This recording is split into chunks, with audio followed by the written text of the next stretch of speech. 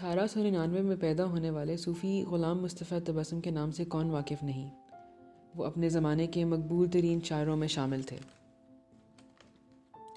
تبسم دراصل ان کا قلمی نام تھا جس سے وہ جانے گئے۔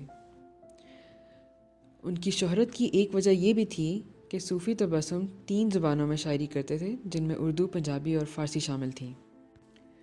60 کی دہائی میں صوفی تبسم کی شاعری بہت مقبول تھی اور اکثر ریڈیو اور ٹی وی پر نشر کی جاتی تھی۔ 1965 کی جنگ کے دوران صوفی تبسم کے لکھے گئے ملی نغمے بھی بہت مقبول ہوئے۔ کلیات صوفی تبسم میں اردو کے ساتھ ساتھ پنجابی اور فارسی شاعری بھی شامل تھی۔ انہوں نے علامہ اقبال کی شاعری کا بھی پنجابی میں ترجمہ کیا۔ یہ کتاب نقش اقبال کے نام سے جانی گئی۔ بچوں کی نظموں میں بھی انہوں نے کمال حاصل کیا۔ صوفی تبسم کا تخلیق کیا گیا ایک کردار بچوں میں بہت مقبول ہوا۔ یہ کردار تھا ٹوٹ بٹوٹ۔ اس کے علاوہ بھی انہوں نے بچوں کے لیے کئی نظمیں لکھیں۔